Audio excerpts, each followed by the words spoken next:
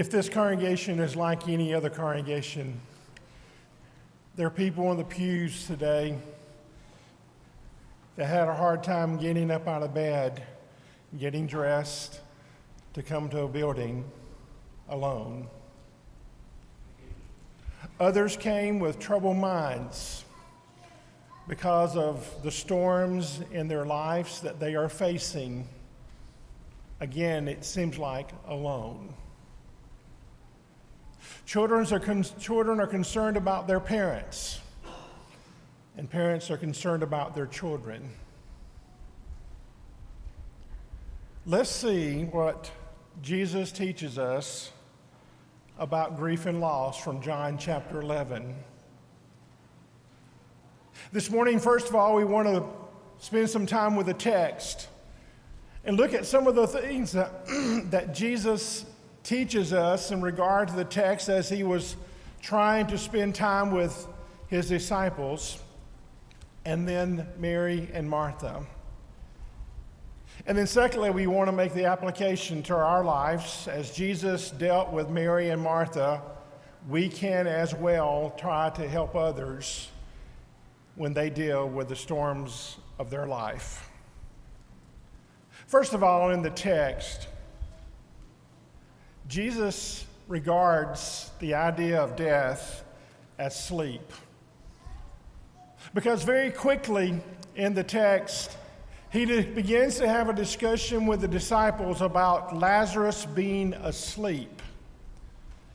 They think, of course, verses 11 through verse 14, that he's referring to going to sleep at night. But Jesus then says very succinctly, verse 14, no, he's dead, but I'm going to wake him. In a world today that teaches that there's nothing beyond the grave, thus we can go for all the gusto and live the life that we want to live here because after a while, after we die, there's nothing there. We don't get that idea from Jesus Christ because he's talking about someone that is asleep that will wake up in the other place called eternity. You may recall that the only other writer in the New Testament that deals with that same phrase is the Apostle Paul. 1 Thessalonians chapter 4, verses 13 through verse 18, he reminds those brethren of Thessalonica who are so bothered because their loved ones are dying that the Lord will bring those who are asleep with him at the beginning of the resurrection. Jesus regards death as sleep, not the end. But he also saw this as a time to deepen the faith in regard to the disciples, then Martha, then the group of the Jews that come together. And the whole point that Jesus makes in the text is I want you to believe. I want you to believe in me. I want you to believe that I'm the Son of God. I want you to believe that through me, wonderful things can take place. I realize today that those of our loved ones that have passed were not raised by Jesus like Lazarus was raised. Brethren, that will happen in time to come. Jesus wants us to have faith in him. But you may also recall that the reactions of those that are dealing with this grief somewhat different. Martha hears that the Lord is coming. And if you'll read the text there in verse 20 and again in verse 28, she leaves the Jews and leaves the house where Martha and Mary are, and she goes out to meet the Lord. She begins to talk to him. Mary is in the house. And then later on, she leaves to go be with Jesus. We made the point last evening that regardless of even if we deal with the very same kind of grief loss in life, we all will grieve differently. We all will grieve uniquely. It's because of the way we're made. But Jesus saw this time as a time to emphasize the resurrection. You see, I think he knew what he was going to do. But Martha and Mary didn't have an idea. They talked about the resurrection at the end of time. Jesus was talking about it immediately. And for us today, almost 2,000 years removed from this narrative, it's important for us to remember that the end is not over. In fact, life is just beginning on the other side. And when that resurrection takes place, as the Bible says so succinctly in 1 Corinthians chapter 15, we will be ever with the Lord if we've been faithful and saved by his amazing grace. As the narrative moves from Mary and Martha talking to the Lord and him coming to the tomb, you may recall that when they come to the tomb, there's a large stone there. Now, I know Jesus and the disciples could have moved the stone away, but Jesus saw this as an opportunity to let someone else do something for a moment. And they moved the stone, even though Martha says, Lord, he's been dead for 4 days, and his body is already decaying. When it comes to any time of grief loss, as we will say in just a few moments, we need others to be there, to help, to listen, to encourage, to remind us that we're not alone in our grief. In verses 41 and verse 42, Jesus saw this as a time to pray. I know sometimes it may seem like that prayer may be the last resort, but I think it's something that we need to always remind ourselves of the tremendous privilege that we have to go before the throne of God, to let God know of our pain, of the storms that we're facing. And on this occasion, you may recall that Jesus, as it were, says, God, you know and I know what I'm about to do, but for the sake of these people here, I am praying. We never know in what situation we may find ourselves in that we need to pray. The end result of this miracle was that the Word of God spread and people began to talk. Now, unfortunately, some of them talked negatively. I found it very fascinating that he raised someone from the dead. No one could question that at all. And while many people believe, the text tells us there in verse 46, others went to the Pharisees and basically said, what are you going to do about this? What are you going to do with this man? I mean, a miracle was right before their eyes. But they wanted to get rid of him. And any time of grief loss, when we as God's family, as the church, as individuals, try to help others, others will notice that. Whether we do it well or whether we do it poorly. And hopefully and prayerfully, people will give honor to God in regard to what we say and what we do. Now that we've looked at the text for just a moment, I want us to look at 4 things that Jesus did here in this occasion that you and I can do as well. Regardless of what the loss is, whether it be a death loss, whether it be some loss of something significant, something important, some relationship, whatever it is. Here are 4 simple things that Jesus did that you and I can do as well, as we notice how Jesus interacted with Mary and Martha. The first one, be real. Be genuine. Now, you know what John 11:35 says. I'm not going to ask anyone to be shamed by raising your hand when you were a child in Bible class and you forgot to do your memory work and you quoted John 11:35, didn't you? We all did. Jesus wept. But what we don't understand is that is a very expressive term in the original language. There are 8 different words for the word cry or weeping in the New Testament. In verse 33 of the text, Mary and others are bawling their eyes out. That's the word in the original language as they are coming to be with Jesus there on that occasion. But when we turn to John chapter 11, verse 35, it's a totally different Greek word. And it means to cry on the inside. There were no tears coming from Jesus, but he was so torn up.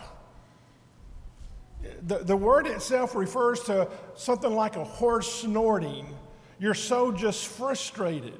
And that's exactly what Jesus felt when he saw the anguish and the pain that Mary and Martha and the Jews and the fact that they had called for him to come early and he had not come early for a reason. He was just torn up on the inside. Jesus wept. But you see, what was important was for them to understand how he felt about them. And I think the lesson for each one of us is that when we are with our church family, when we're with our own family, and we feel the frustration and the pain and the anguish and all the other things that we can mention, it's okay to be real and genuine around them. Feel what they are feeling. I mentioned 1 Thessalonians 4:13 through 18. The brethren in Thessalonica had a mistaken idea that Jesus was coming quickly, but their loved ones were dying, perhaps of a natural death situation, and they felt incorrectly that for that reason their loved ones would not be able to go and be with the Lord. So as Paul begins to remind them and tell them that that's incorrect, you may recall that he says that they are to not grieve or they're not to sorrow as those who have no hope. But in the context of that passage, he did not say, it's wrong for you to be sorrowful. It's okay to cry. It's okay not to cry. It's okay for us to feel our grief, to experience our grief. And when grieving people see us as real and genuine people, they will feel far more comfortable to grieve in our presence. Be real. Secondly, be quiet. You see, in verse 21, Martha has left town and gone out to where Jesus is. That's what the text tells us. And she says, Lord, if you would have been here, my brother would not have died. I think likely she said that a little more forcefully than I did. She was agitated. We had sent you a message, Lord. Why are you so late getting here? And did you notice that in verse 32, that Mary, without knowing what Martha had said the exact same thing. Lord, if you would have been here, my brother would not have died. Notice, verse 22, verse 33, you do not find Jesus getting on to them for their lack of faith or being ugly toward him. He allowed them their grief. When we are dealing with people that are torn up because of the grief pain that they are dealing with, your presence and not your words will be more and greatly appreciated. The Joe Baileys, in in a period of several years, lost 3 of their sons to death. Mr. Bailey, in his book, The View from a Hearse, shared his feelings when one of his children died. He said, "I was sitting torn by grief. Someone came and talked to me of God's dealings, of why it happened, of hope beyond the grave. He talked constantly. He said things that I knew were true. I was unmoved except to wish that he would go away. He finally did. Another one came and sat beside me. He did not talk. He did not ask me leading questions. He just sat beside me for a period of time, listened when I said something, answered briefly, prayed simply, and left. I was moved. I was comforted. I hated to see him go." In a time of grief and sorrow, be quiet. Number 3, be supportive. You see in in that particular passage, verse 31 and again in verse 34, 4 days after Lazarus has died, a group of the Jews are there with Mary and Martha, spending time with them, letting them know, we're here to help you. Here are the disciples and Jesus coming to be with them. What are they doing? They're showing their support. They're letting them know you do not have to grieve by yourself. When anyone of this church family deals with grief of any kind, we need to be there for them out of love, out of genuine concern, because you see, there are few things that will heal wounded hearts better than the balm of a supportive embrace. Charles Swindoll tells of a situation years ago in one of his books when a little girl had lost a playmate in death, a neighborhood child. Several weeks later, the little girl is late to supper, and when she gets there, she is reprimanded by the father who's been waiting with the rest of the family. "Where have you been?" I went over to Mrs. Jones' house. And the father gets mad and said, "Why would you go over there? You know what has happened. You know what they're going through. What could you have done to have helped?" And the little girl said, "I just wanted to go over there and let her know how much I miss her daughter."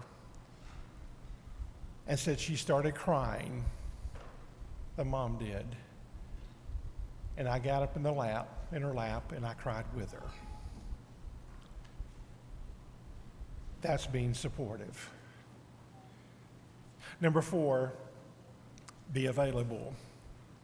See, chapter 12 is a continuation of the narrative of chapter 11.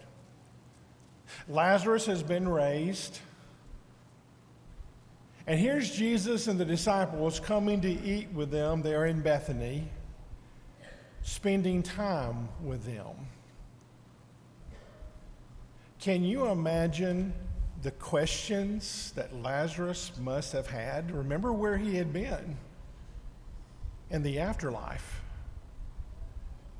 And yet here's Jesus after the situation, as it were, saying, "I know you've got questions. I know you're wondering why all this happened. I want you to know that I'm here. I'm available to your needs. I'm not going anywhere." I think it's important in any kind of situation of grief loss that we convey the same message to those people that are grieving. We're available to you. When everyone else leaves the door, we're going to be the ones that are coming in the door. We're going to be there to stay through with you. If you don't remember anything else I say in this lesson, please remember the very next statement I'm about to make. It has been reported that within 2 weeks of any kind of grief loss in life, 97% of people will quit visiting that family. And yes, you heard right, 97%.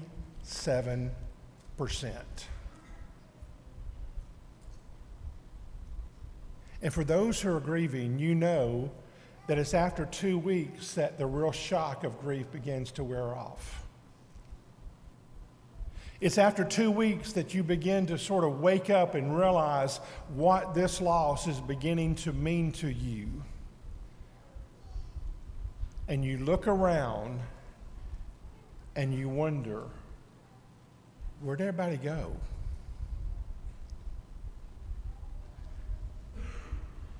Jesus wanted them to know that he was available. You see, we learn from Jesus that when we deal with grief, we need to allow those individuals to express their grief. They may say things that don't make sense. They may say things that they don't mean. They may think things that seem to be a little bit out of kilter for them. But Jesus wanted Mary and Martha to know, I'm here. I'm not going anywhere. You can say and be what you want to be. When we allow people to express their grief, it allows them to gain an insight as they go through their own grief journey. And the problem today that we have in our world today is many are not allowed to express their grief, and thus they grieve alone. But you know, that shouldn't happen,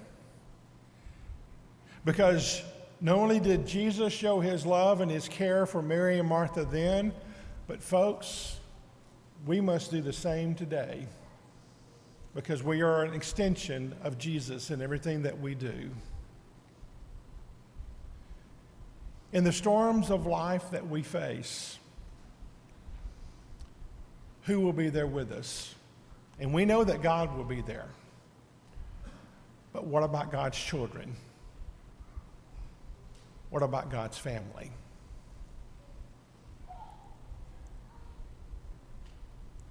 A long time ago, almost 2,000 years, as someone earlier said in regard to the Lord's Supper, Jesus went to the cross. And he stayed there for each one of us. And by that death and his resurrection and the beginning of his church, salvation is found in and through Jesus Christ. Could it be in this audience this morning there's someone that needs to become a New Testament Christian, that needs to start their walk with Christ? Maybe you've done that, but you need to come back and start again with him in regard to your life. Or could it be that in this audience that there's someone that's hurting, that just needs to let this church family know, I need your prayers. I need your help. I need your love. If you have those needs, come right now. Together we stand and sing the invitation song together. Jesus